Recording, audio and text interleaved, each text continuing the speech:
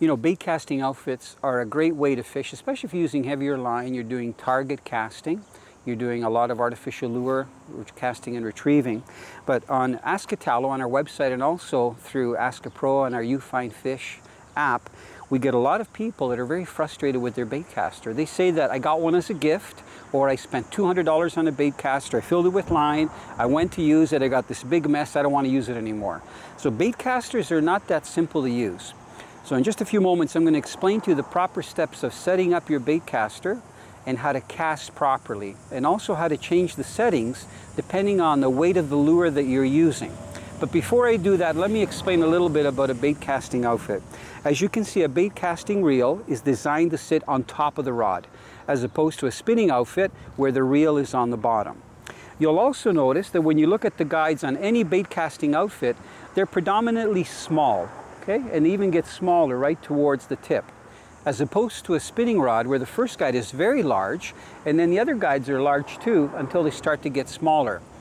The reason for that is the line comes off in a circular fashion off a spinning reel, and you have to have a large guide because that line is flying through, coming off in circles or loops, and it has to go through those first large guides. In the case of a bait caster, you can see that it's a level wind. That means when you retrieve, instead of spinning around like a spinning reel, the line is put on in a level configuration back and forth. When the line is cast, you can see that there's a line guide at the front of the bait caster, which the line goes through. So it's very important when you cast with a bait caster that your hand and arm stop when you release the line, that the rod and reel isn't moving through the air.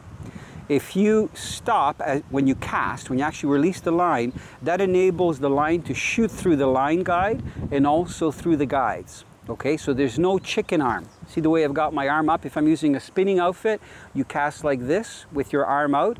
With a bait caster, you keep your arm tucked in. And I'm going to show you a good way to learn that. The other thing that I want to mention is that bait casting reels should always be placed on a bait casting rod on top. All rods are spined by the manufacturer, so they have maximum strength. So in the case of a bait caster, the blank is actually heavier. Think of it as your backbone. It's heavier here where the guides are, so that when you get a fish or it's caught on bottom, this is the way it's designed to bend. Okay? It's not designed, if I flip it over, to bend this way. That's like me bending backwards. Okay, that doesn't work so good. Okay, so bait casting outfit should always be fished, especially when you're fighting a fish, you get stuck on bottom with the reel on top, so you're utilizing the spine of the blank. Now let me tell you a little bit about the settings. On this particular Volt bait caster, you can see that it has a star drag. This is for the drag setting for the line. It also has a tension knob right here. That knob regulates the tension that the spool turns at. So when the tension is completely off, it's on free spool, or you can tighten it up a little bit. Over here, we have magnets. So right now they're turned off. I can turn the magnets right up, or I can dial them down. So for starters, I have a 3/8 ounce tube. That's what I've got here that I'm going to use as an example if I was casting this. Normally a tube I drag, but you can cast them out and bounce them along the bottom.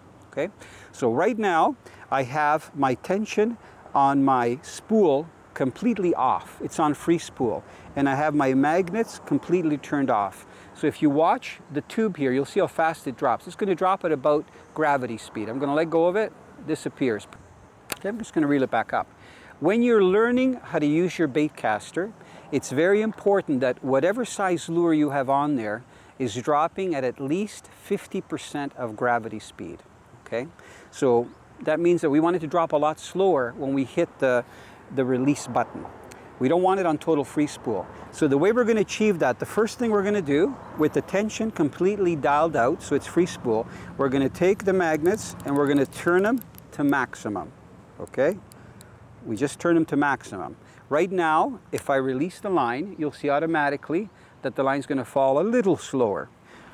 To make sure that I don't get a backlash or a bird's nest where the spool is turning faster than the line going out and then it starts to back up, I'm also going to take the tension knob and I'm going to tighten it just a little bit. I'm going to hit my free spool and see if it goes, I want it a little slower. Watch my tube here again. Okay, watch. That's the right drop speed when you're just starting to learn your bait caster. First you set all your magnets up really high, Then you set your tension knob for the spool release so that it's dropping less than half of gravity speed. Now I'm going to be ready to cast. What I'm going to do is take a wallet right here. I'm going to put it under my right armpit. I don't want to drop the wallet when I'm casting.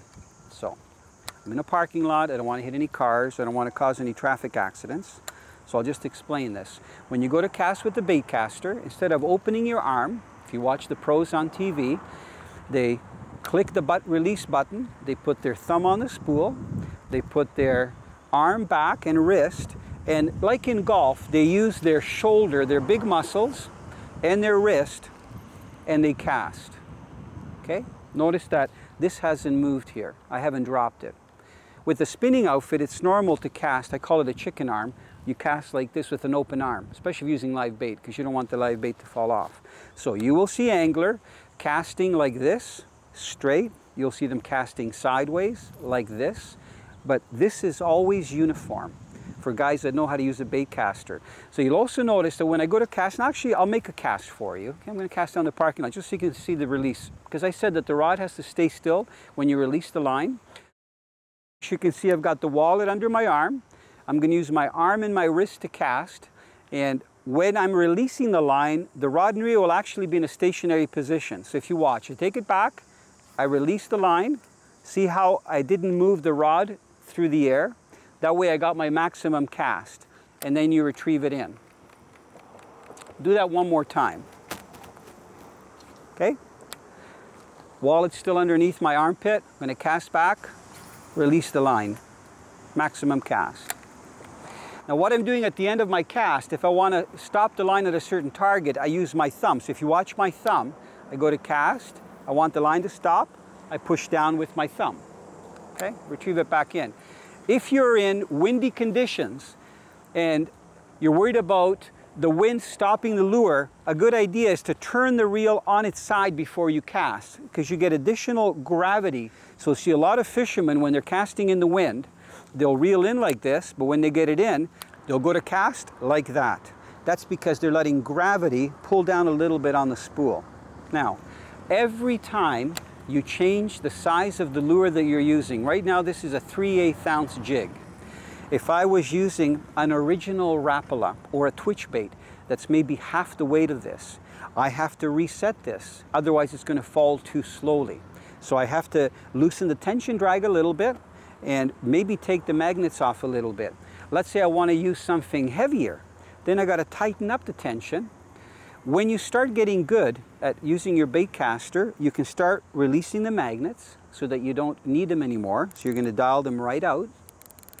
You're only going to be using the tension from the actual tension knob, and then even that, you're actually going to be able to cast on free spool, where you're going to get maximum casting. But you only do that when you get used to your bait caster and over a little bit of practice. The nice thing about, practice casting with any outfit, whether it's fly fishing, spinning, or bait casting, you can use a weight or you can use a rubber stopper that's designed for practice casting. You can do it in a parking lot, in a yard, no problem, okay? If you follow those simple steps, you're going to enjoy your bait caster and you're probably going to catch lots of fish.